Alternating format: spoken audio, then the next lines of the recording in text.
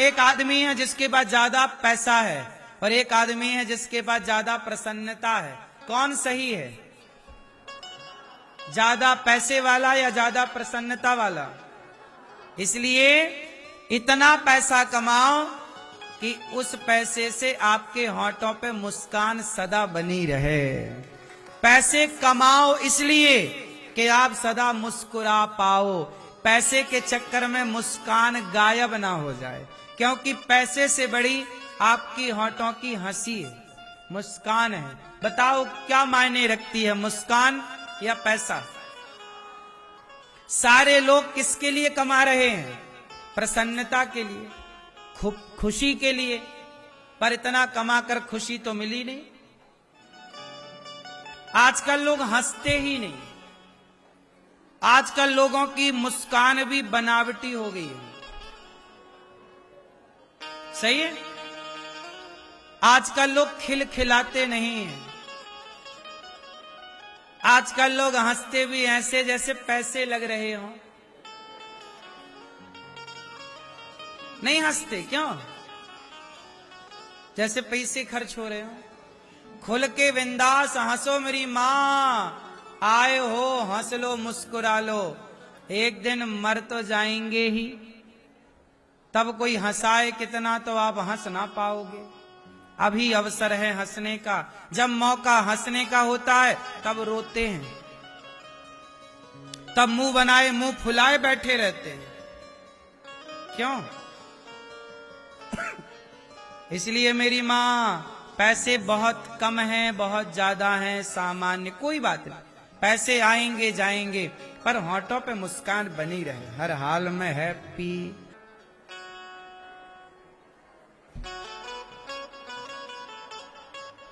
इसलिए कहता हूं हर हाल में क्या रहो, पैसे आएंगे, कमाओ मेहनत करो, आएंगे जाएंगे कहां? रिक्शे वाले लोग भी ना खुश हैं, जिसके घर में साइकिल है ना, आदमी चला रहा साइकिल, पत्नी बैठी है साइकिल में पीछे, दोनों चले जा रहे हैं। खुश रहना हो ना तो साइकिल में भी व्यक्ति खुश रह सकता है, और खुश नहीं रहना तो बड़ी बड़ी गाड़ियों में भी लोग परेशान हैं, रो रहे हैं, टेंशन है, डिप्रेशन है। इसलिए आपके, मुझे तो ऐसा लगता है कि वो पति पत्नी बहुत अच्छे हैं जिनमें दोनों में तालमेल है, प्रेम है और दोनों खुश हैं। और आपके भले सोना चांदी कितना भी हो मैया, पर आप पति पत्नी खुश नहीं हैं तो आपके महल अटारी बेकार से लगते हैं मुझे। सही है? वो घास की झोपड़ी में रहने वाले लोग कम से कम खुश तो हैं, हंसते हैं। क्या करते हैं वो? हंसते हैं, दोनों खुश हैं। मैंने झोपड़ी फुटपाथ पर रहने वालों को भी हंसते देखा है, और महलों में रहने वाले लोगों को भी मैंने डिप्रेशन में देखा है। सब कुछ है, फिर भी पति पत्नी एक दूसरे से बात नहीं करते, एक दूसरे को पसंद नहीं कर रहे। क्या बताएं साहब, व्यापार चला लेना, व्यापार में सफल हो जाना अलग विषय है, और परिवार में सफलताएं पा लेना अलग विषय है। व्यापार में सफल हो गए बिल गेट्स, लेकिन वो बिल गेट्स जो व्यापार में सफल हुए वो परिवार में असफल हो गए। आपको पता है बिल गेट्स कौन है? पूरी दुनिया का सबसे अमीर व्यक्ति है।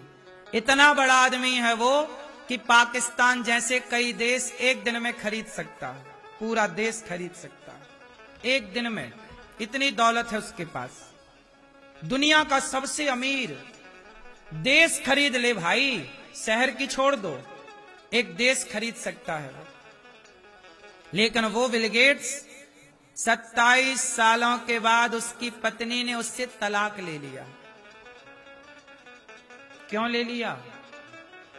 क्योंकि उसने व्यापार को सफल बना लिया, पैसे कमाए, बिजनेस किया, सफल व्यापारी है दुनिया का। व्यापार चलाना सीख लिया बिल गेट्स ने, पर परिवार चलाना नहीं सीख पाया। परिवार चलाना और व्यापार चलाना दोनों अलग अलग बातें हैं। जरूरी नहीं है कि जिसको व्यापार चलाना आ रहा है उसको परिवार चलाना आए, और यह भी जरूरी नहीं है कि जिसको परिवार चलाना आ रहा है वो व्यापार चलाए। साहब एक बात कहूं, तुम्हारे पास भले कम पैसे, तुम भले नमक रोटी खा रहे हो, अचार रोटी खा रहे हो, हम कहते हैं भगवान करे तुम बहुत धनवान बनो, बहुत सुखी बनो, लेकिन आप यदि दोनों खुश हैं पति पत्नी, तो आप धरती के सबसे सफल परिवारी हैं, आप सबसे अमीर हैं, क्योंकि आपकी पत्नी, आपका पति, आप दोनों एक दूसरे से प्रसन्न हैं, आप दोनों खुश हैं और आप दोनों अपने माँ बाप को खुश रखते हैं, तो आप सबसे सफल हैं। सक्सेस कौन है? सफल किसे कहते हैं? आपकी नजर में सफल व्यक्ति कौन है? आपकी व्यक्ति में सफल व्यक्ति कौन है?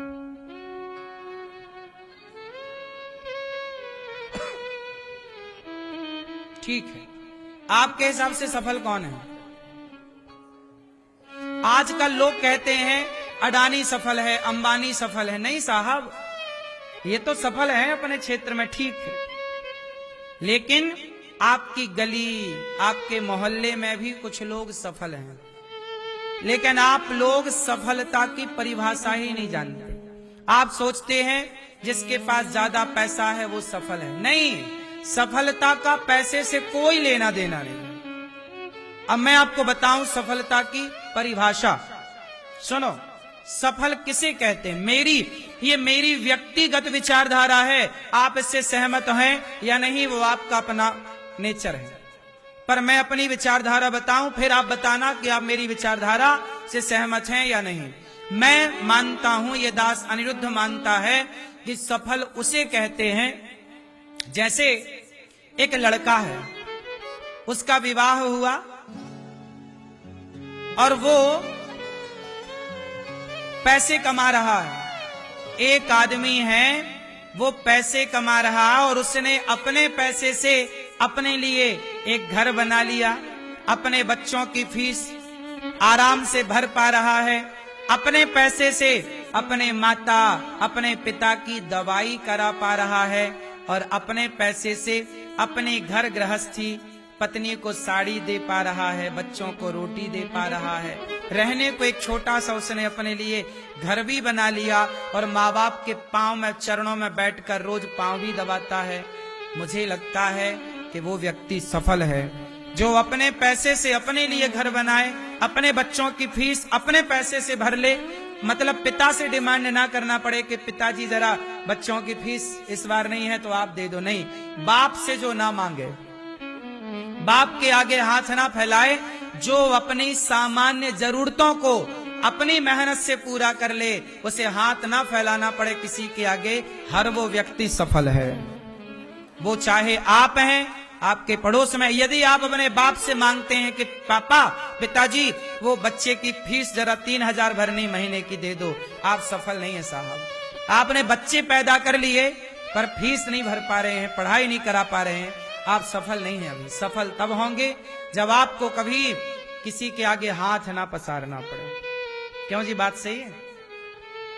अपने आप को कम से कम दोस्तों इतना तो कामयाब बना लो कि तुम्हें किसी के आगे हाथ ना फैलाना पड़े, है ना? हर वो व्यक्ति, कितने लोग सहमत हैं मेरी बात से कि ये सफल लोग यही है? इसे आप सफल मानते हैं कि नहीं? यही सफलता। क्यों? आप अपनी पत्नी को कपड़े दे पा रहे हैं, बच्चों को पढ़ा पा रहे हैं, माँ बाप को बुढ़ापे में दवाइयों का सहारा, रोटी का सहारा दे पा रहे हैं, आपने अपने लिए एक छोटी सी छत बनवा ली, बस आप सफल हैं। इसके बाद तो फिर देखो, फिर तो आप कमाते जाओ, उसका कोई अंत नहीं है। रोटी, कपड़ा, मकान, शिक्षा की आपने जरूरतें पूरी कर ली, मतलब आप सफल हैं। जो नीड है, सामान्य जरूरतें, क्या है हमारी सामान्य जरूरत? रोटी, कपड़ा, मकान और शिक्षा। शिक्षा मीन्स आप बच्चों को पढ़ा पाएं। ये सफलता के लक्षण है। सही है? क्यों भैया? इसलिए इतना कर लो, और इतना जब हो जाए तो फिर इसके आगे जो आए समझ लो परमात्मा ये चाहते हैं कि आप इस पैसे से अब दीन दुखियों की, समाज की सेवा करें। अब अपने लिए नहीं कि अब आप और अपना, आपका तो बढ़ेगा यश कीर्ति पैसा, लेकिन अब किसी और के बारे में सोचिए। अभी तक आपने बच्चों के बारे में सोचा, अपनी पत्नी के बारे में, अपने बच्चों के बारे में, अपने माँ बाप के बारे में सोचा। अब जरा इससे और ऊपर बढ़िए और ऊपर सोचिए, इससे आगे और आपके आसपास कोई दीन दुखी जरूरतमंद हो, थोड़ा उनके बारे में सोचिए। अपने बारे में आज हमारे देश में जितने लोग हैं, लगभग 99% लोग पूरी दुनिया के, मैं पूरी दुनिया का रेशो बोल रहा हूं, पूरी दुनिया में 99% लोग सिर्फ अपने बारे में सोचते हैं। अपनी पत्नी, अपना पति, अपने बच्चे, अपने माता पिता के बारे में भी कम लोग हैं सोचने वाले, पर ठीक है फिर भी लोग सोचते हैं। आजकल लोग केवल अपनी पत्नी, अपने बच्चों के बारे में सोचते हैं। बोलो हाँ, हम दो हमारे दो, इसमें माँ बाप नहीं है। कुछ लोग हैं जो माँ बाप के बारे में भी सोचते हैं, तो हम दो हमारे दो 4 और 2 माता पिता 6। आजकल लोग सारी जिंदगी केवल 6 लोगों का सोचते हैं, पति पत्नी बेटा बेटी माता और होंगे 2 बच्चे, और तो 6 2 8 हो जाएंगे, और ले लो 2 और मान लो 10 लोग। आजकल आदमी 10 लोगों से ज्यादा के बारे में नहीं सोच रहा है। क्यों जी, बात सही है? आज 99% लोग 10 लोगों से ज्यादा के बारे में नहीं सोच रहे हैं। 1% है पूरी दुनिया में ऐसे लोग जो 10 लोगों से आगे का सोचते हैं। इसलिए कहता हूं, आप थोड़ा और आगे बढ़ो, परिवार तक सीमित, परिवार में खुश रहो, पर आगे की सोचो कि क्या आप औरों का भला कर सकते हैं? परिवार का तो कर रहे हैं, क्या और किसी के काम आ सकते हैं? बस यही सोचो। ये दास अनिरुद्ध केवल ये बातें कह के बता नहीं रहा, मेरे जीवन का अपना प्रैक्टिकल है। मैं जब 23 वर्ष का था, अभी मैं 34 वर्ष रनिंग चल रही है, 34। जब मैं 22 साल का था, तब से मैंने गरीब परिवार की बेटियों का विवाह करना स्टार्ट कर दिया था। जब मैं, आप लोग मुझे नहीं जानते थे उस समय, जब मैं टीवियों पे नहीं आता था, कथा करने जहां जाता था, जिस गांव जिस शहर में, वहां के क्षेत्र के गरीब परिवार की बेटियों का विवाह कथा में करता था। 500-600 गरीब बेटियों का विवाह तब कर चुका था। किसी कथा में 11, किसी कथा में 21, किसी कथा में 25 ऐसी बेटियों का विवाह होता था। अभी पिछली कथा में यहां भी बेटियों का विवाह हुआ, 3 बेटियों का। तो मैं 22 वर्ष की उम्र से पहले बेटियों का विवाह, फिर एक वृद्ध माँ मेरे पास आई, बोले बेटा हमारे बेटा सेवा नहीं करता, पानी नहीं देता, तो हमें कौन सहारा देगा? तो मुझे लगा कि लगता है इस माँ के द्वारा भगवान ये कहना चाहते हैं कि इन माँओं की सेवा भी करो।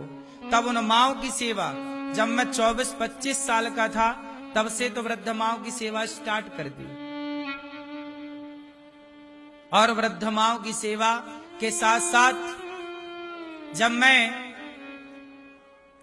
29 वर्ष का हुआ, तब से मैंने, ये दास अनिरुद्ध ने गौरी गोपाल जी की अखंड रसोई स्टार्ट कर दी, और जिस रसोई में आज लगभग 30,000 लोग नित्य प्रसाद पा रहे हैं। कोई भी आओ, सबके लिए पेट भर भोजन मिल रहा है, हाँ या ना? तो 28-29 वर्ष की उम्र में मैंने ये सारी सेवाओं के कार्य शुरू कर दिए, धरा पे उतार दिए। तो आप लोगों से बस इतनी सी मेरी प्रार्थना है कि आप भी देखो, अपने बारे में मैं सोचता तो मैं अपनी जरूरतें, तो जब मैं 22 साल का था तभी मेरी जरूरतें पूरी हो गई। क्यों हो गई? क्योंकि मैंने आलस्य नहीं किया, क्योंकि मैंने काम किया। आजकल का युवा क्या करता है? काम नहीं करता, आलस्य करता है, काम चोरी करता है। पहले मैं गांव में कथा सुनाने जाता था 12 बजे दोपहर से कथा सुनाने शुरू करता था, शाम को 7 बज जाते थे।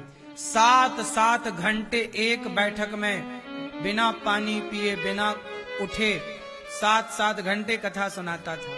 और श्रोता भी उस टाइम के 7 घंटे बैठ के हमारी मैया भैया लोग कथा सुना करते थे। मेरे जीवन की शुरुआत इंदौर में महू है।